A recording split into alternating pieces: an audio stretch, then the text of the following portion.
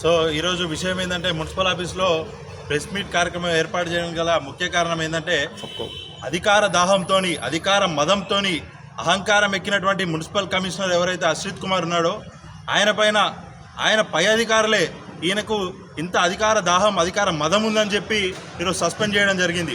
అంటే పబ్లికో ఇంకొకరో ఇచ్చినటువంటి కంప్లైంట్లు ఆయన పైన చాలానే ఉన్నాయి.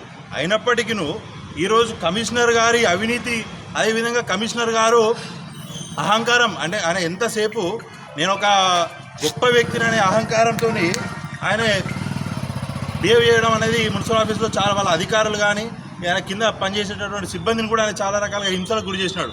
అయినా కూడా ఏ రోజు కూడా కంప్లైంట్లు ఇచ్చినా కూడా అధికారులు ఆయనకు అవకాశం ఇస్తూ పోయినారు. ఈరోజు ఆయన ఏదైతే మేము ఇప్పుడే చూస్తూ ఉన్నాము, అంటే ప్రెస్ ద్వారానే చూస్తూ ఉన్నాము, వాట్సాప్ గ్రూపులలో, సిద్దిపేట డిస్టిక్ గ్రూపులలో వచ్చినటువంటి దాంట్లో చూస్తూ ఉన్నాము. ఇది ఏదైతే సస్పెన్షన్ ఆర్డర్ ఉందో మున్సిపల్ కమిషనర్ సస్పెన్షన్ ఆర్డర్ను మీకు చూపిస్తూ ఉన్నా. ఇది ఈరోజు గ్రూపులలో అధికారికంగా వచ్చినటువంటి ఈ సస్పెన్షన్ ఆర్డర్. ఇది ఇంకా దీనిపైన పూర్తిగా మాకు విషయం తెలియాల్సినటువంటి అవసరం ఉంది. కానీ ఇది చాలా శుభ పరిణామం. ఎందుకంటే కమిషనర్ అనే వ్యక్తి అవినీతికి పెట్టిన పేరు. సిద్దిపేటలో కమిషనర్ గారు ఆడిందే ఆట పాడిందే పాట. ఎంతసేపు ఆయన నానా రకాల హింసలకు గురి చేసేవాడు. కింద పనిచేస్తున్నటువంటి ఉద్యోగుల్ని కూడా హింసించేటటువంటి వ్యక్తి కమిషనర్.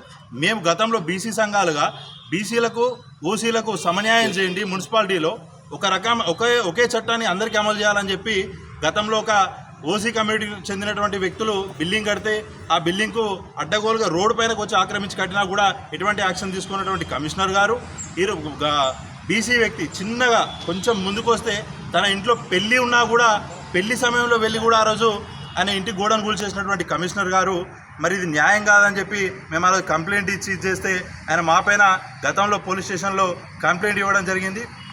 మేము ఆయన కలవడానికి వెళ్తా అంటే కూడా బీసీలు కానీ ఎస్సీలు కానీ ఇంకా ఎస్టీలు కానీ నా చాంబర్ లోపలికి కూడా అడుగు పెట్టద్దని చెప్పి ఒక అహంకార మదంతో బిహేవ్ చేసినటువంటి కమిషనర్ గారికి ఈరోజు ఆయన పై అధికారులే మీ బిహేవియర్ బాగలేదు, మీరు చేసేటటువంటి నిర్లక్ష్యం బాగలేదని చెప్పి మీరు పాటించినటువంటి నిర్లక్ష్యం కరెక్ట్గా లేదని చెప్పి ఈరోజు వాళ్ళే సస్పెన్షన్ ఇవ్వడం అనేది శుభపరిణామంగా మేము ఆనందిస్తూ ఉన్నాం. సిద్దిపేట యావత్ మున్సిపల్ ప్రజలందరూ కూడా హర్షం వ్యక్తం చేస్తూ ఉన్నారు. గ్రూపులలో కానీ వాట్సాప్ స్టేటస్లలో కానీ చాలా సంతోషం వ్యక్తపరుస్తూ ఉన్నారు. ఎందుకంటే ఇట్లాంటి చీడ పురుగు సిద్దిపేట నుండి వెళ్ళిపోవడమే సిద్దిపేటకు మంచి శుభ పరిణామం అని చెప్పి ఇప్పుడు అందరూ అంటూ ఉన్నారు. అయితే నిన్న మేము ఏదైతే ఒక సమాచార హక్కు చట్టం కింద 48 గంటల్లో సెక్షన్ 6/1 సెక్షన్ 7 కింద ఒక దరఖాస్తు ఇవ్వడం జరిగింది.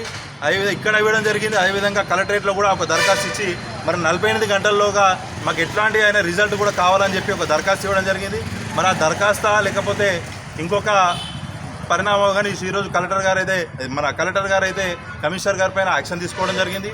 అదేవిధంగా మాకు 48 గంటల్లో కనుక ఈ ఆర్టీఐ ద్వారా కనుక మీరు పూర్తి సమాచారం కనుక ఇవ్వకపోతే మేము ఫస్ట్ అప్పీల్కి వెళ్తాం. అదేవిధంగా మరి సిడిఎంఏ గారికి కూడా కలిసి ఈ రకంగా ఆర్టీఐ చట్టాన్ని కూడా వీళ్ళు అతిక్రమిస్తున్నారని చెప్పి కూడా మేము కంప్లైంట్ ఇవ్వడానికి కూడా సిద్ధంగా ఉన్నామని చెప్పి సందర్భంగా తెలియజేస్తాం.